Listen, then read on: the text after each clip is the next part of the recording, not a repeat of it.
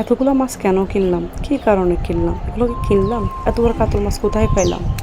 Hello everyone, welcome to my profile Mita Imtiaz. আপনারা সবাই কেমন আছেন? আশা করি ভালো আছেন। আলহামদুলিল্লাহ আমি অনেক অনেক ভালো আছি।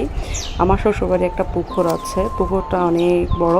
পুকুরে কম বেশি মাছ আছে, একদম নাই এরকম বলতে পারবো না, আছে সব ধরনের মাছ, স্পেশালি মাছ থাকে পুকুরে প্রায়। তো আমরা মানে কেউ থেকে মাছ দেখতে ইচ্ছা করলে, তারপরে কেউ ধরে একটু মাছ ধরতে ইচ্ছা করতেছে, ওরকম মতো পুকুরে বরশি দিয়ে মাছ দেখে। আমার হাজব্যান্ডও প্রায় সময় দেখে। তো ওরকম মতো ওই দিন আমার হাজব্যান্ড চিন্তা ভাবনা করলো পুকুরটা একটু পরিষ্কার করা দরকার। সেই জন্য পুকুর থেকে কিছু জাইল্লা আনছে, ওদেরকে যারা পুকুরে জাল দেয় ওদেরকে মেবি জাইল্লাই বলে।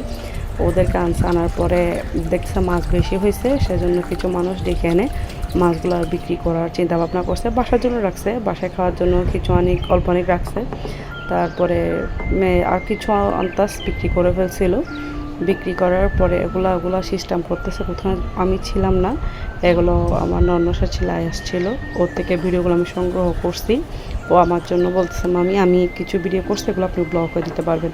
একটা মাত্র কাতল মাছ পাইছে, একটাই কাতল মাছ। আর আমাদের ভাসুর নন্নর সবাই একটু বেশি, ওরা 8 জন, সবাই মিলে এগুলো ভাগ করে নিচ্ছে কাতল মাছটা। তারপর এখানে ওদেরগুলো ওরা মাপ দিচ্ছে, পাল্লায় তুলছে। তোলার পরে এগুলো ওরা সিস্টেমে করে সবগুলো নিয়ে যাচ্ছিল। আর এটা হচ্ছে আয়াস যখন আসছিল বরকি দিছিল, তো ওই মাছের বরকিটা থাকি গেছে এরকম। সেই জন্য আয়াসটা একটু ভিডিও করে দেখতেছে, যে বরকিটা দিছিল বরকিটা এরকম খাওয়ার মতো থাকি গেছিলো, বরকি ছিঁড়ে নিয়ে গেছিলো মাছ এটা। তো বরকিটা এখন আটকানো থাকি গেছে মাছ এটার মধ্যে।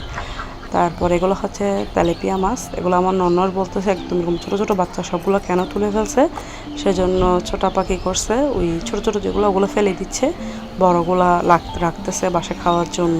জাস্ট ফাঙ্গাস মাছগুলো বিক্রি করা হয়েছে, আর সবগুলো রাখা হয়েছে মাছ। তেলেপিয়া মাছ রাখা হয়েছে, তারপর কাতল মাছ রাখা হয়েছে, তারপর ফাঙ্গাস মাছ অনেকগুলো রাখা হয়েছে। পরিবারের সবাই মিলে ভাগযোগ করে নিছি। আর আজকের ভিডিও এতটুকু। ভালো লাগলে একটা লাইক, কমেন্ট, শেয়ার করবেন। আল্লাহ হাফেজ।